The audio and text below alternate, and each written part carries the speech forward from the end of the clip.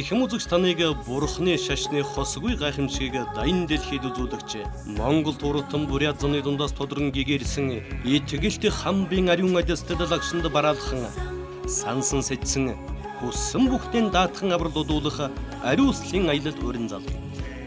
Оросын холбооны улсын бүдийн шашинтны төв хамбын хүрээнд зочлон итгэл тамбын өргөнд саатж дээдийн лагшинд бараалхан гүн ухааны жанрайсгийн ногоон дархийн үнэргийн сахиусны дуин хорин болон цогчин дуунуудад эргэл мөргөл үйлдэж аврал даатгал одуулах ногоон дархийн хүслийн чулуун хүссэн бүхнээ даатгах 8 мандын соврогон дэрүүлэн хэн залбирал үйлдэх аштын үйл сайн даатгах боломжтой. Мөн Улаанбаатар хотод танилцсан худалдаа үйлчилгээний газруудаар зочлон буцах замдаа итгэл тамбын төрсэн газар доршдог ангаах эрдэм чадал төгс аршаан хүртэх Сэлэнгийн ээж модонд аврал даатгал үйлдэх болно. Таны сансан үйлс бүхэн бүтэх болтугай. Ариуслын зууч Буддатур. Монгол язгуурт Ажаагийн лувсан дөвдөн хувилгаан санаачлан сайн санаа төгөлгийн эзэн хандив тусламжаар олон улсын стандартад нийцсэн хүүхдийн цусны эмгэг хавдрын эмнэлэг бүтээн байгуулж байна. Алдраа бяцхан үрсийн эрүүлэн хин төлөө сүндэрлэж байгаа бүтээн байгуулалтыг төлөвлөсөн хугацаанд ашиглалтанд оруулахад аав ээж та бүхний дэмжлэг хэрэгтэй байгаа тул ариун буйны үйлд хамтран оролцох урилга хүргэж байна. Монголын үрс маш олон болтугай. Та Монголын түүх соёлын гайхамшигт аюуны өв болсон буддын гүн ухаан ёсор тун бяцлаглалын талаар үнэн зөв цогц мэдлэгтэй болохыг хүсэж байна уу? Таныг цэвэр туглаг орчин дүндэр мэдлэгтэй багш нараар ном сургаал хөтлүүлэн буддын мэдлэгийнхээ далай дайжихыг үрж байна. Сургалт үн төлбөргүй. Манай хаяг алтчин бөмбөр худалдааны төвийн замын урд 5 давхар ногоон шилэн барилга, 3 давхарт 301 тоод, харилцаа хотоос 9811 3045. Хүссэн бүхнийг хайрлагч итгэлт хамбын ариун лагшинд бараалхан Улаанбаатар зочлох хүмүүний төлөө хүмүүс мандал даатгалаар даатгдсан ариуслын аялалд өрж байна. Ариуслын зууч Буддатур. Бид олон улсын санхүүгийн төвөдтэй шууд холбогдсон ажиллаж дэлхийн зах зээл дээр өөрийн байр суурийг тодорхойлж байна. Бид өөрийн хөрөнгөөр салбартаа тэргүүлж эрсдэл даах чадвараараа Монголд номер 1 боллоо. Таны өдөр бизнесийн үйл ажиллагаанд тохиолдог эрсдлийг бид судлаж, зөвлөсөн мэдээг математик загвар модель дээр хургуулын шинжилэн эрсдлийн удирдлагын цогц шийдлийг боловсруулж өгнө. Мандал даатгал. Сайн байцгаана уу эрхэм үзэгчдээ. Бурхны шинэ танилцуулга цуврал хичээлийн маань ээлж дугаар хүрч байна. За энэ өмнөх хичээл дээр бид нар тогтоох бясалгал хэрхэн хийдэг вэ? Тогтоох бясалгал гэж юу вэ? Тогтоох бясалгалыг хэрхэн бэлддэг вэ? Хэрхэн явагддаг вэ? Цаг хугацаанд хэр удаан үргэлжлэх үү? Ямар зүйл дээр төвлөрөх дасгалыг хийх ёстой вэ зэрэг талаар ярилцгаасан. Тэгэхээр сануулад хэлэхэд тогтоох бясалгал гэдэг маань бол Бурхны шинэ бясалгалын үндсэн хоёр хэлбэрийн нэг юм. Бурхны шинэ бясалгал үндсэн хоёр хэлбэртэй байна гэж үздгийн нэг нь бол тогтоох бясалгал, нөгөөх нь бол шинжлэх бясалгал. Өнөөдрийн хичээлээр бид нэр тогтоох бясалгалын үе шатууд гэдэг нэртэй хичээлийг орно. За үе шатууд гэдэг маань юу гэсэн хэрэг вэ гэхээр анхаарал төвлөрлийг нэмэгдүүлэх тодорхой дасгал сургалтыг бид нэр тогтоох бясалгал гэж нэрлэдэг байгаа. Энэ маань хүн өөрийнхөө бодлыг удирдах сурах, хэрэггүй бодлуудыгаа унтраад сурах, хэрэгтэй зүйл дээр нэгэн үзүүр сэтгэлээр төвлөрөх энэ чадамжийн маань нэмдэг дасгал байна. Энэ дасгалыг хийснээрээ бидний төвлөрөх чадвар маань хөгжиж, нэмэгдэж ирнэ гэж үздэг. Тэгэхээр бол энэ дасгалыг хийснээр алгууртаа бидний анхаарал төвлөрөл хэрхэн нэмэгдэх тэр үе шатуудын талаар өнөөдрийн хичээл дээр үзнэ. Тогтоох бясалгалын үе шатууд гэдэг маань энэ самади бясалгал буюу анхаарал төвлөрлийн дасгалыг хийснээрээ бидний анхаарал төвлөрөл тодорхой хэмжээнд нэмэгдэнэ гэж үзнэ.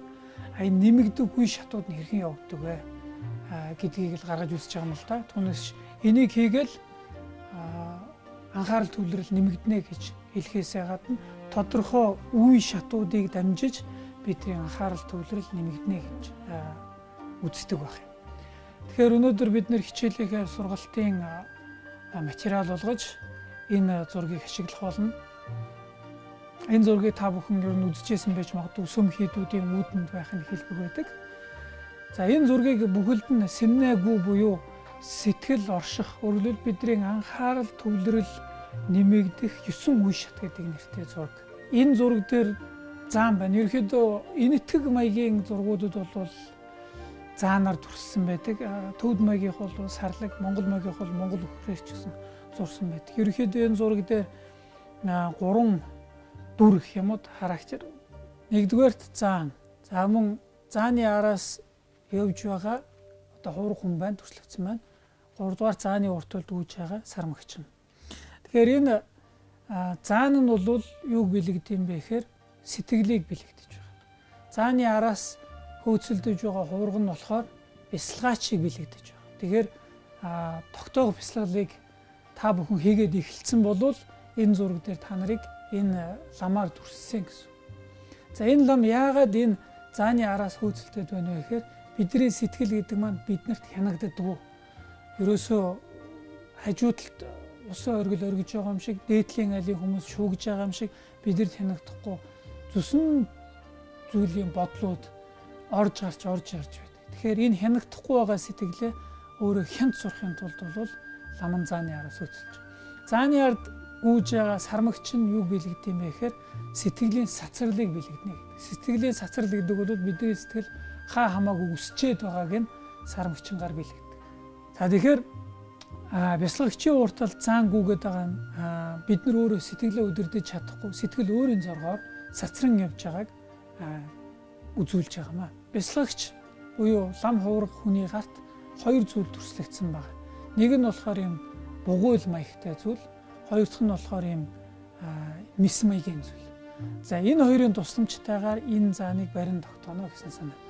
Тэгэхээр энэ хүн өөрийнхөө сэтгэлийг удирдах барьж сурахад ямар гол 2 хэрэглэлийг ашиглах вэ гэхээр нэгдүгээр энэ цалам дэг нь бол дурдлыг бэлэгддэг. Дурдлыг. Мис нь бол мэдэмсэр гэдэг зүйлийг бэлэгддэг байна. Тэгэхээр дурдлыгээд мэдэмсэр гэдэг бид нар өмнөх хичээл дээр тогтоо бясалгалын үндсэн 2 дайсан гэдэг дээр тэр 2 дайсны эсрэг хэрэглэх одоо гол ерөндөг нь бол энэ 2 болж эхэлдэг. Өөрөөр хэлбэл тогтоо бясалгалын гол дайсан болох живэх тогшрох 2-ын эсрэг дурдл мэдэмсэр 2-ыг хэрэгэлт юм аа. Гэтэ дурдл мэдэмсэр 2-ын талаар би удахгүй илүү дэлгэрэнгүй тайлбарлана. За тэгэхээр энэ эхний зураг дээр байгаагаар болвол сэтгэл орших 9 шат буюу анхаарал төвлөрлийн 9 үе шатын хамгийн эхний түвшин дүрслэгдсэн байна. Өөрөөр хэлбэл нэр нь болохоор анхаарал төвлөрлийн хамгийн анхны үе шат бол сэмж байгаа буюу сэтгэлээ тайлбах гэдэг нэртэй. Сэтгэлээ тайлбах. Сэтгэлээ тайлбах гэдгийг тайлбарлалтыг нь харж байхад бол тогтоох бясалгалыг хийгээд асар удалгүйгээр. За бүр нарийн дээрх юм бол тогтоох бясалгалыг зөв зүйтэй хийсэн эхний ихшнээс эхлээд бид нэр анхаарал төвлөрлийн эхний үе буюу сэтгэлээ дотор ямагтад агуулах гэдэг эхний түвшинд хүрчиж болдог юм хүрдэг юм аа. За тэгэхээр тайлбарыг нь уншицгаая.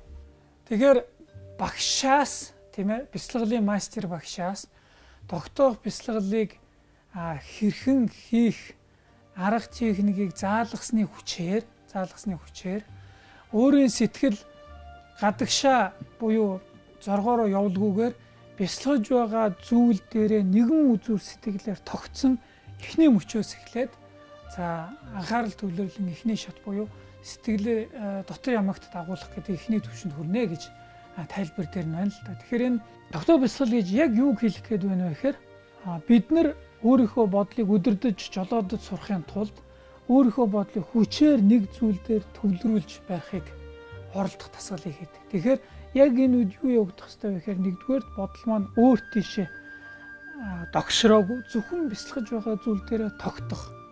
Хоёрдугаарт түүн дээрээ бодол маань идэвхтэй ажиллаж явах буюу бясалгаж байгаа зүйлээ тунгалаг тодорхойгоор харж байх ёстой байдаг. Тэгэхээр ингэж өөр тийшээ догшрох хийгээд унтаарах бүдих буюу живх энэ хоёроос салах мөч буюу бясалгаж байгаа зүйл дээр сэтгэл маань тодорхой тунгалаг оршиж байгаа энэ ихний мөчөөс эхлээд анхаарал төвлөрлийн бясалгалын одоо эхний түвшин, анх дугаар түвшин буюу одоо сэтгэл дотор ямагтад орших гэдэг түвшинд хүрлээ гэж үздэг байна.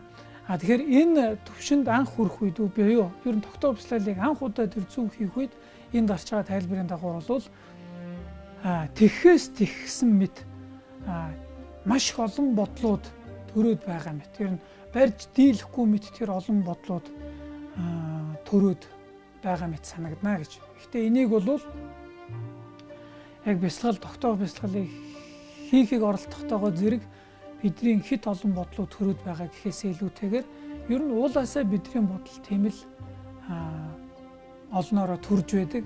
Түүнийг анх удаа бид нэр анзаарч эхэлж байгаа нь энэ юм аа гэж одоо эхний төвшингийн тайлбар дээр байна.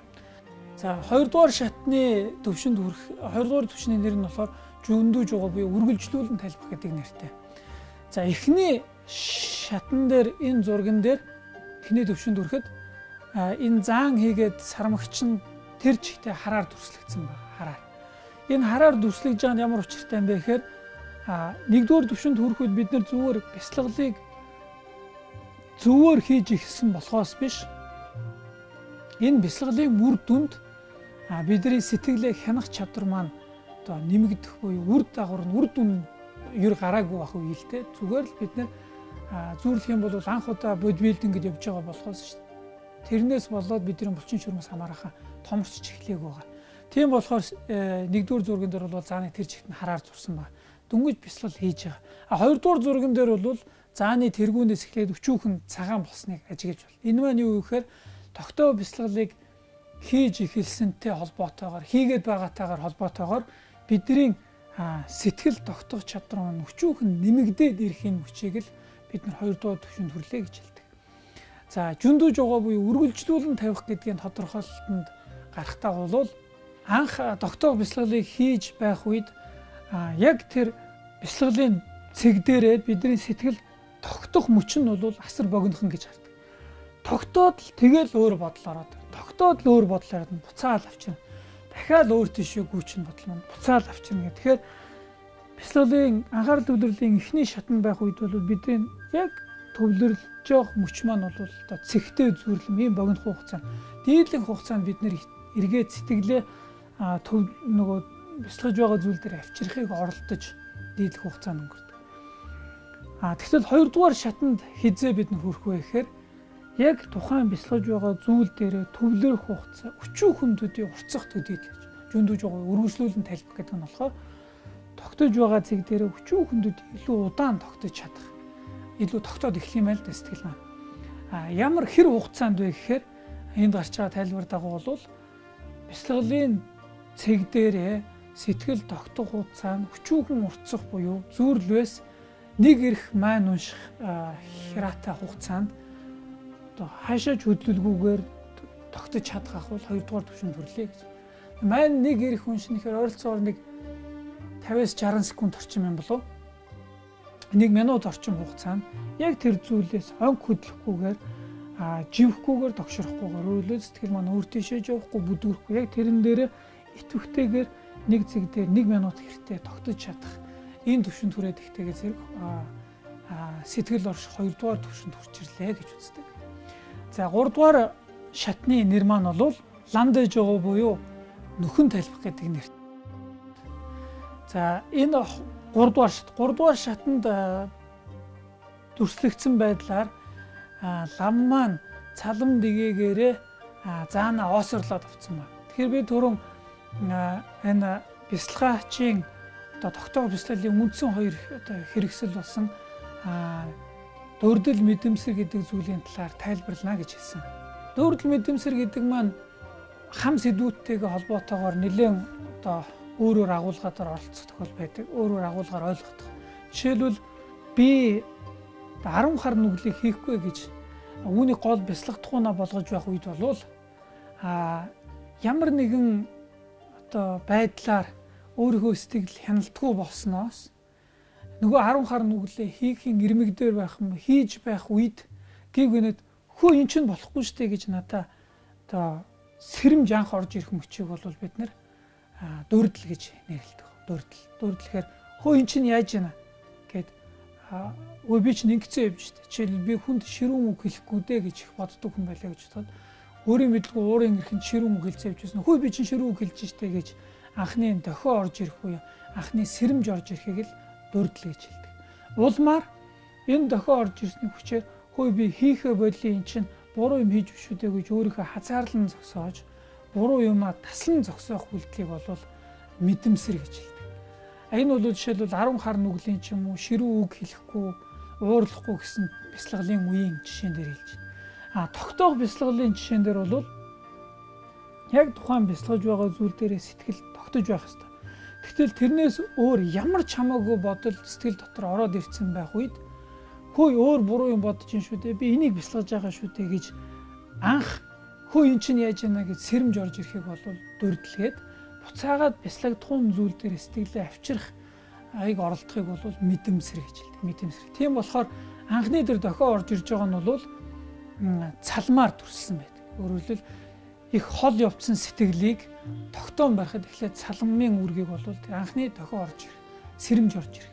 Улмаар би чинь энэ юмн дээр төвлөрж бяцлагж байгаа шүү дээ гэж сэтгэлээ буцааж авчирж байгаа үйлдэлийг бол энэ нөгөө мисмит буюу мэдэмсэр гэдэг зүйлээр хийдэг. Буцааж авчрах гэж. Тэгэхээр 3 дугаар төвшөнд тогтоо бяцлаглалыг үргэлжлүүлэн хийсээр байгаад энэ төвшөнд хүрэхээр яа гэм бэ гэхээр бяцлаглалын үед сэтгэл өөр тийшээгээ хөдөлгөөгүй юу? Өөр тийшээгээ сэтгэл маань догшрох тэр агшинд асар удалгүйгээр энэ өөр тийшээ явснаа өөрөө анзаарч мэдээд өөрөлдөл дөрдлийн хүч маш өндөр болсон гэсэн. Тэр даруйд буцааж одоо бяцлаглалын объект дээрээ цэг дээрээ буцааж авчрах чадвар маань нэлээд өндөр түвшинд гараад ирнэ. Тийм болохоор бид нар одоо сэтгэл маань тийм хол явахгүй тэр даруйд бид нар тогтоон барих чадвар маань өссөн байгаа бол зааныг саламцсан байгаа байдлаар төрсөн байна. За мөн энэ 3 дугаар түвшний нэр нь болвол ландэж байгаа буюу нөхөн талбах гэдэг нэртэй. За анх тогтоо бяцлаглалыг хийж явах эхний түвшиндээ бол төвлөрч байгаа хугацаа маань цэгтэй ижлэгэн байсан. 2 дугаар түвшинд гараад ирэхээр бол арай уртцаад богино хэрчмийн хараатай. Гэтэ дийлэх үед нь бол буцаад сэтгэлээ нөгөө зүйл дээр авчрахыг л оролдож байгаа тэр үе нь бол дийлэх хугацаа.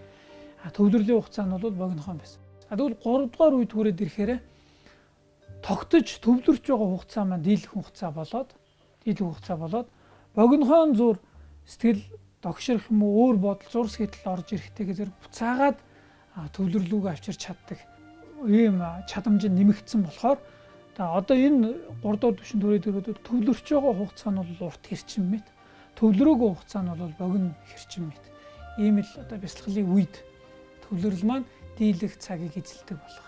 Үүнийг 3 дугаар шатанд хүрлээ гэж үздэг. За 4 дугаар шатыг бол нэврж байгаа буюу ойр талбах гэж хэлдэг. Ойр талбах. За ойр талбах гэдэг нь болохоор 3 дугаар түвшинд хүрэхэд энэ зураг дээр бас нэг шинэ зүйл нэмж төрслөгдсөн байгаа нь зааны дээр байгаа туулай. Зааны дээр байгаа туулай.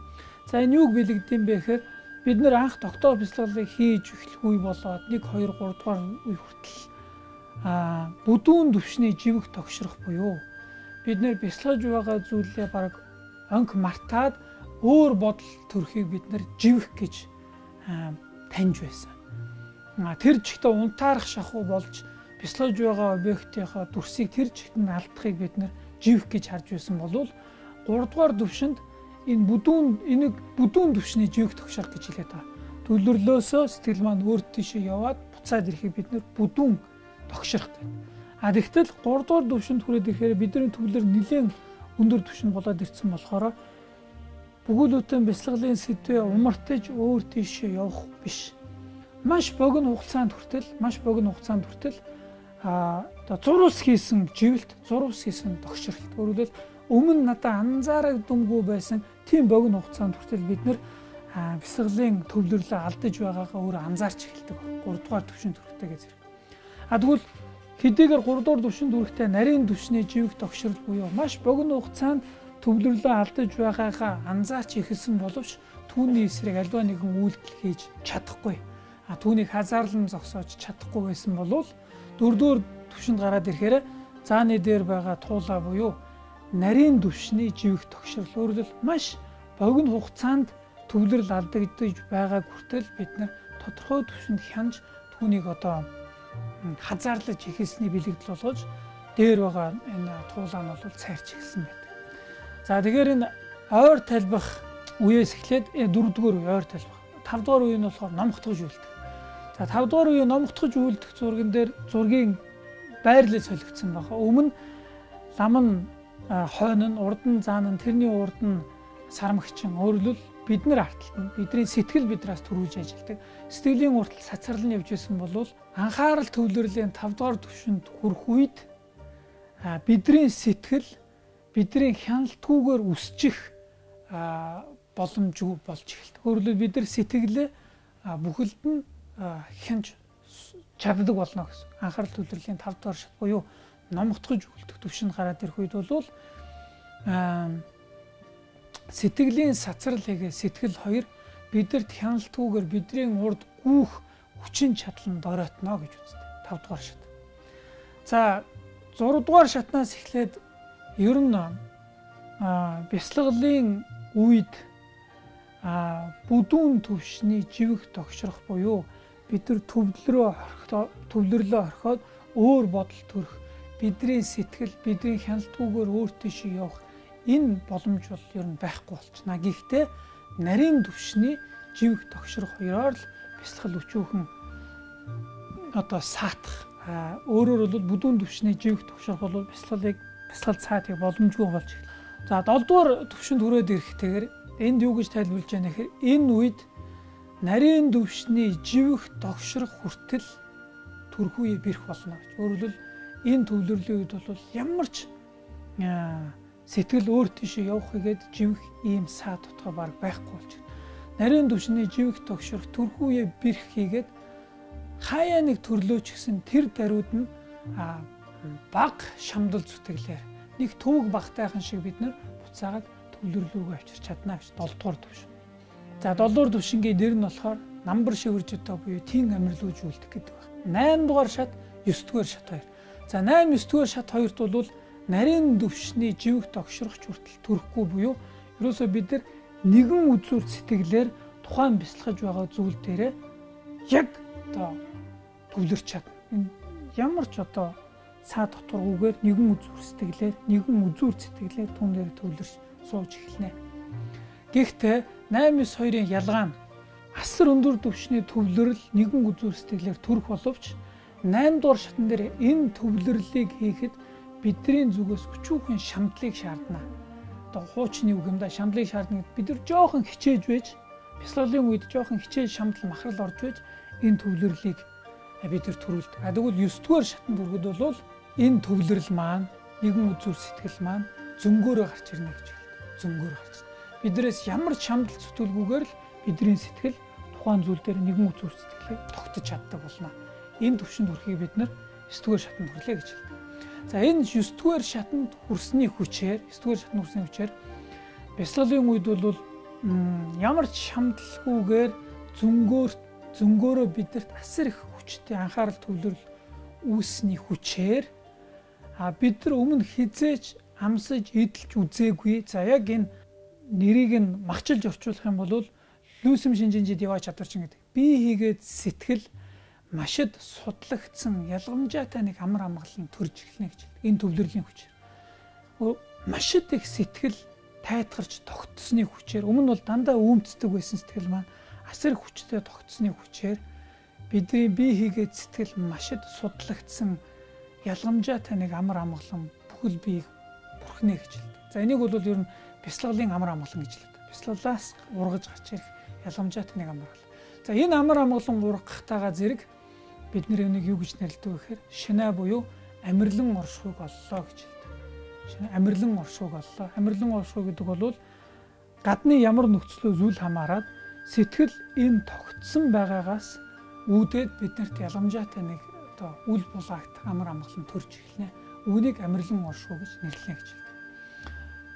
Амирлан оршихуй. За энэ амирлан оршихуй олно гэдэг маань бол тогтоох бясалгалын одоо хамгийн ихний анхны гол зорилго.